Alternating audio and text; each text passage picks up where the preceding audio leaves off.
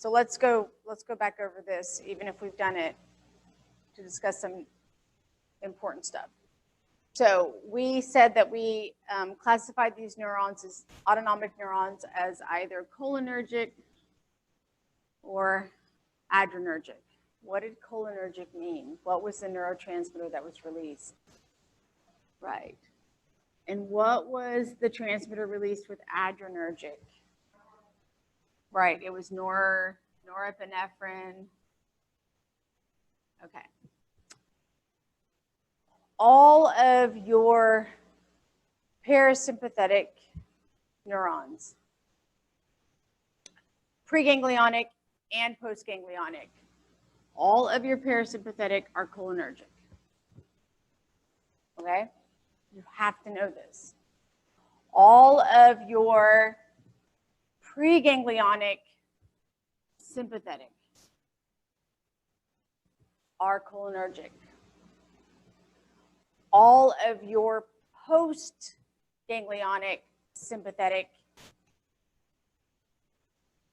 are adrenergic, meaning they secrete norepinephrine, with one exception, and that was the sweat glands. Those are the ones that the post-ganglionic sympathetic sweat glands were the ones that were cholinergic. Does that make sense? Can I put this slide away and ask you, and you can tell me, every single parasympathetic neuron, whether it's postganglionic or preganglionic, is cholinergic.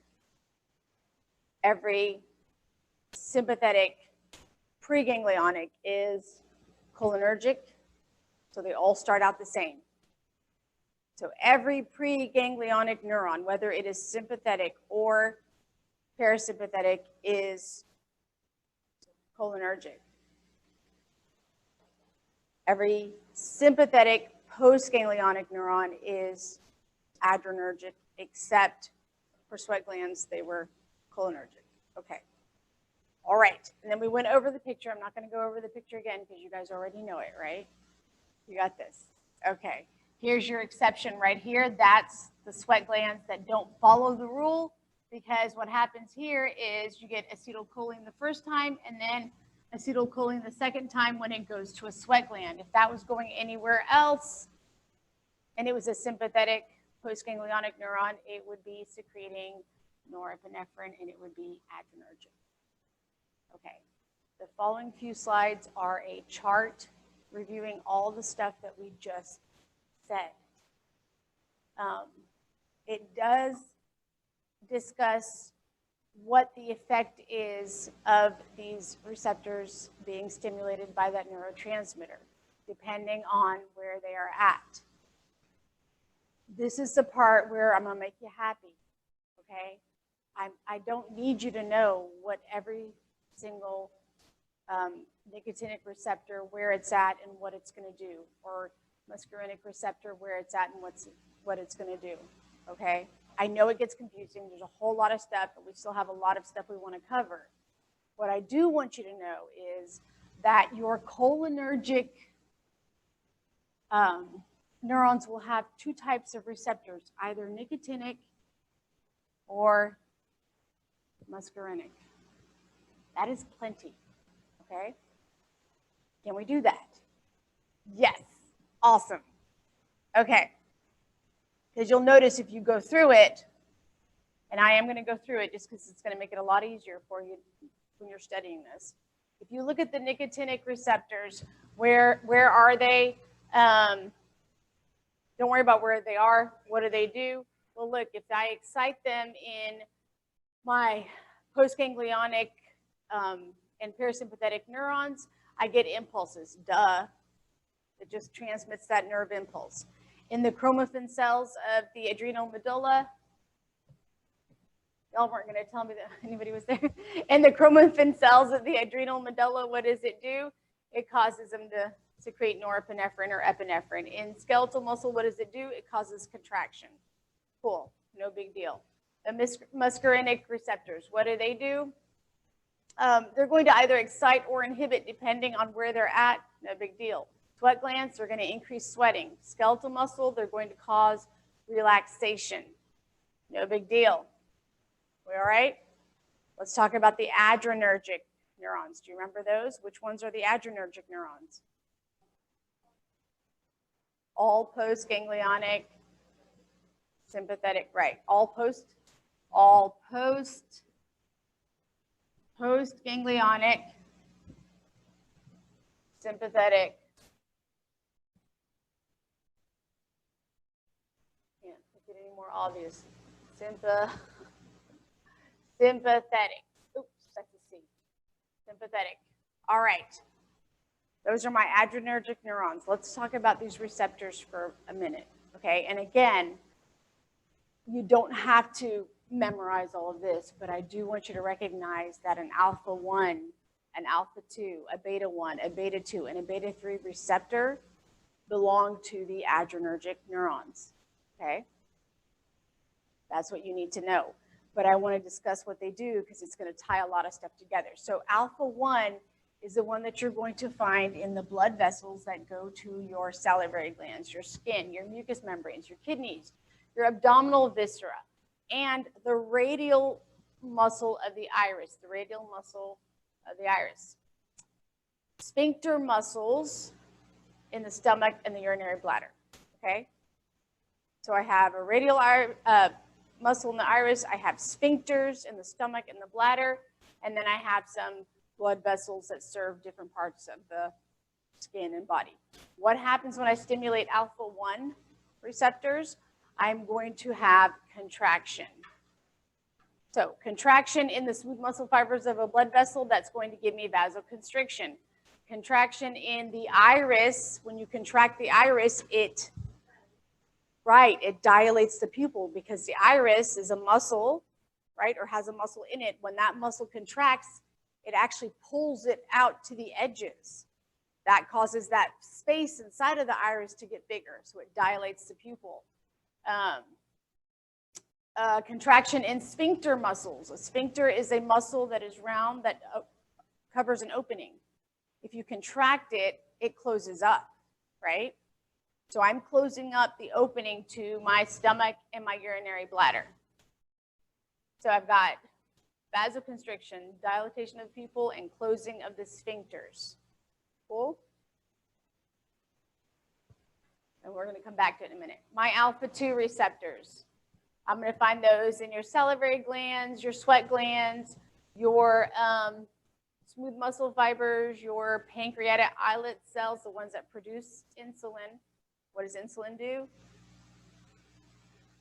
Okay, insulin facilitates the uptake of glucose. You clear glucose out of your stream, out of your bloodstream. And then what happens when we stimulate it? Well, I'm going to have increased sweating. I'm going to have vasodilation in some of my muscle, smooth muscle. I'm going to have decreased insulin secretion. When you decrease insulin secretion, you increase available glucose, right? You have more glucose in your blood. So you increase blood glucose. I'm going to inhibit my digestive enzymes. Okay. Look at your beta 1 receptors. The beta 1 receptors are the ones that you find in the heart. So it's your cardiac muscle, your kidneys, and your adipose cells. What does it do to the heart? It's going to increase your force and your rate of contraction, meaning your heart is beating stronger, it's beating faster. It is going to cause renin secretion and antidiuretic hormone. What do? They decrease the production of urine, right? It's going to break down my triglycerides, which are my fats, to give me fatty acids in the blood. What am I going to do with fatty acids in the blood? Well, I'm going to feed it into Krebs cycle to give me huge amounts of energy, right? Okay. Beta 1 blockers, by the way, these are the ones that, beta 1 receptors are the ones that you may have heard about beta blockers as a medication that people take for what? For heart palpitations, right? For heart conditions, even for anxiety, they give it to people. If you can feel your heart beating, that's a palpitation. They will give it to people who don't have a heart condition just so they don't feel that palpitation. It slows your heart down. So if you know somebody that takes beta blockers, That's where this is coming from. Those drugs that are classified as beta blockers will actually block the neurotransmitter from binding that receptor. And that's why it allows it to drop that heart rate. This is just cool stuff, okay? All right, your beta 2 receptors. These are in smooth muscle of the airways, the airway, your bronchial tree. Blood vessels to the heart, muscle, fat, liver, and your abdominal organs. It also goes to hepatocytes in the liver and your brown adipose tissue. So what is the beta 2, oh sorry, that was B3. What does your beta 2 receptor do when it's stimulated? It's going to cause relaxation. When you relax an airway, it opens up. When you open up an airway, what do? You increase oxygen, right? When you relax your organ walls, your viscera, your stomach, we know that the sphincter is going to close up the stomach opening, right? So it can't empty. When you relax the walls of it, then you have nothing pushing against that sphincter. Same thing for the bladder. If you relax the walls of the bladder, it's able to hold more urine without having that urge and without pushing up against that sphincter that's closing up the bladder. Okay, your B3 receptors are the ones that are in the brown tissue, and they're going to cause thermogenesis, which is breaking down of that fat to help produce heat. So let's go back and look at these. Well, let's start from the back because it'll be easier. Let's go back and look at what's happening. Okay, so I'm dilating my airways. I'm increasing oxygen. I'm relaxing the walls of the viscera. I am reducing the amount of urine produced. And at the same time, I'm increasing my heart contraction and rate, right? So my heart's racing. My GIT is shutting down. My blood glucose is being elevated. My eyes are dilating. I'm seeing better. I'm thinking better. All of these things along with, all of those things along with, I forgot what I was going to say. Okay, let's go back. Anyway, all of those together, that is what your sympathetic system does. That's your sympathetic response, right? Remember, your adrenergic neurons are your postganglionic sympathetic neurons. Those are your end neurons for your sympathetic system. So whatever happens at that end is what this system is meant to do. So if you go back and look, you'll realize, oh, that's why it increases my heart rate, my blood pressure, right? That's why I have increased blood flow to the brain and to, my muscles, because I've dilated those blood vessels. That's why I don't have to pee when I'm being attacked by a killer, because that sphincter is closed and the bladder wall is relaxed. Get it? Okay, cool.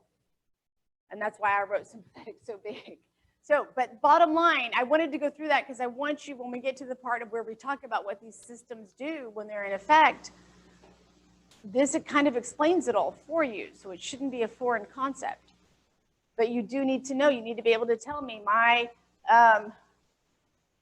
cholinergic receptors are either nicotinic or muscarinic, and my adrenergic are alpha 1, alpha 2, beta 1, beta 2, beta 3. Okay? All right, cool.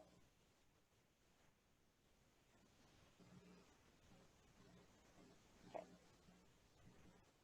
So here we go, comparing the sympathetic and the parasympathetic systems.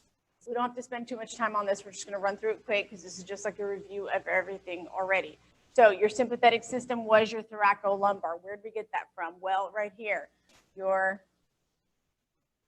This is where it came from. Thoracolumbar. Sympathetic comes from T1 through L2 of the spinal cord. Okay, that's why we call it thoracolumbar. The parasympathetic, where did that come from? Came from up here and down below. So you had nuclei of cranial nerves 3, 5, 6, 7, 9, and 10, and segments S2 through S4. That's why we call it craniosacral, because of where it comes from. The ganglia in the sympathetic nervous system. Where were they? Remember? Super close, right next to the spinal cord, right? In the form of a sympathetic trunk or prevertebral. Either one, they were very close to that spinal cord, very close to the CNS. So your preganglionic neuron was very short. It didn't have a long way to go. Your postganglionic neuron was much longer, right? It was the long one because it went from the ganglia to the muscle or the organ that it was innervating. Your parasympathetic was the exact opposite. The ganglia and the parasympathetic system were found either inside the organ or right next to the organ that it was innervating, and that's why we called them terminal ganglia, because they were at the end part. So your preganglionic neuron was super long because it had to go from the central nervous system all the way to the ganglia, and your postganglionic was super small, short, short, okay? And then you don't have to worry about this part right here, but you do need to know this stuff, which is what we just said. Cool? All right, y'all stop me if I'm going too fast. Sometimes I get a little fast. Your neurotransmitters, don't even read it. Neurotransmitters, what were they? Sympathetic, preganglionic. Right, so they were cholinergic. Parasympathetic, preganglionic. Parasympathetic, preganglionic, cholinergic. Do we need to do this again? You guys, cholinergic, what was cholinergic? Really? What?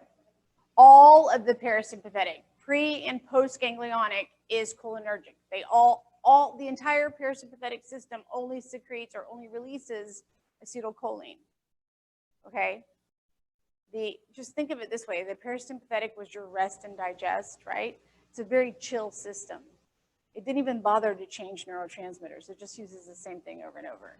Okay, that's how chill it is. The sympathetic is your uptight one. Sympathetic is the one that said, no, my preganglionic are going to do something and my postganglionic are going to do something else, right? So in the sympathetic system, your preganglionic neurons were cholinergic, secreting acetylcholine. Your postganglionic neurons were adrenergic, secreting norepinephrine, except for the revolting sweat glands that decided to go back up with the parasympathetic. Okay. And then bottom line, fight or flight is your sympathetic, and rest and digest is your parasympathetic. That's the key to everything. Fight or flight, rest and digest. If you remember that, you can pretty much guess what these systems will do when they're stimulated. And here are those effects. Now, not all of these are so important for you to remember, okay? I'm just going to point out some of the important ones. A lot of it is just common sense. So on this side here, you have the sympathetic on the left, you have parasympathetic on the right. Again, it even lists you your receptors. If you can remember what those receptors do, you'll remember what the system does. Or just remember fight or flight, rest and digest. So things like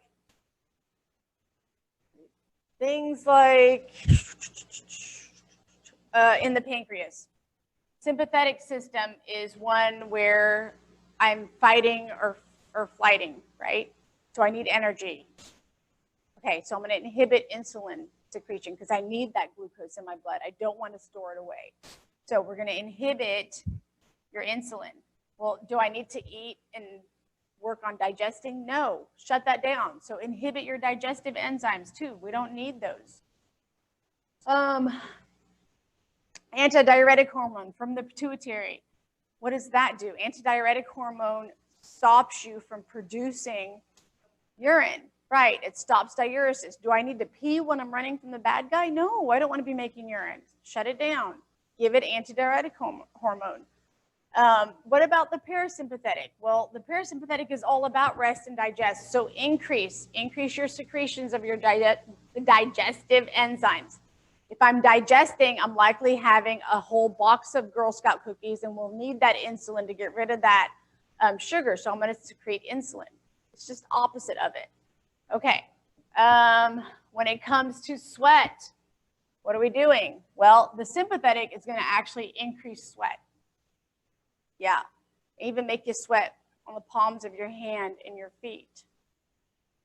What about adipose tissue, fat? Well, I need to break down my fat because I need energy. So the first thing I'm going to do is break down the fat. As soon as I'm done with glucose, I can turn the fat into glucose. What about my liver? Again, glycogenolysis, breaking down that glycogen that I stored way back when I was eating those Girl Scout cookies and had a whole bunch of glucose, and I stored it as glycogen in the liver. Now I can break it down and get more glucose. Whereas look here, I'm actually synthesizing glycogen from that glucose because I have excess glucose that I don't need to use because I'm chilling and watching Netflix, so I'm going to put it in my liver as glycogen, okay? And I am going to increase bile secretion because I need that to break down the fat in my Girl Scout cookies. True, yes, true. What about on the heart?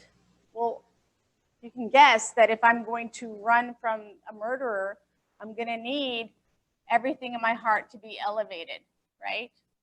I'm going to have my heart speed up. I'm going to have stronger contractions, and I'm going to also increase the blood flow to the heart muscle itself, whereas your parasympathetic is going to decrease all of that. It's going to calm me down, chill me out. Smooth muscle. I don't even have to look at it. You guys tell me what happens in smooth muscle. You can just imagine. Okay, so in the eyes, right, my iris is going to contract, the radial muscle contracts so that my pupils dilate. I bring in more light. I have stronger visual acuity. What about the smooth muscle in my organs? When we're talking sympathetic, those viscera, they need to relax because I don't want to push anything anywhere. I don't want to move any digestive enzymes around with food. I'm not mixing food or trying to evacuate a bladder or do any of that. So all those walls will relax. Whereas in the parasympathetic, all I need to do is digest. I need the muscle in those walls that I digest with to be contracting and mixing and moving things and evacuating. Okay, does this all make sense? Yes? All right. Okay. Do I have a question? No? All right. No questions. Let's look at the sex organs for a minute because this is actually super interesting, okay? For the uterus, with the sympathetic system, it actually inhibits contraction in non-pregnant women. But if this female is pregnant, it stimulates contraction. In males, the sympathetic system will contract the smooth muscle of the vas deferens, the prostate, and the seminal vesicles. All of those have to be able to contract in order for ejaculation to occur, right? They got to push those sperm out. But the parasympathetic system is the one that causes vasodilation. And vasodilation is essential for erections because that's all that happens. We'll talk about that when we do reproductive. But so you actually have a really good example right here of how two systems that we've been thinking of as opposite actually work together for one thing to happen. Because you can't have an erection without your parasympathetic system, but you also can't have ejaculation without the sympathetic system. Make sense? So that's a really good example of we're not exactly opposite of each other. We work together to get everything in order, right? Nobody cares. Okay, fine. Anyways, that's that. Okay, what about saliva? Well, if I'm scared and running, do I need to be salivating? No, that's part of your digestive system.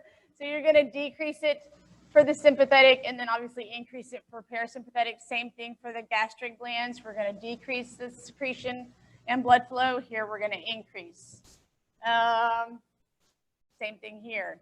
What about the coronary arterioles? This is the blood flow going to the heart. It actually does differ depending on which receptor is being stimulated. Okay? Yeah, nobody cares. Okay. Skeletal muscle. What do you think it does? Well, look, again, it differs on which receptor is being stimulated. And the parasympathetic actually doesn't do anything for it. What about abdominal viscera? It's going to cause vasoconstriction. And then in the brain, we'll have a slight contraction, not evident. In the kidneys, and then your veins, no big deal. Okay.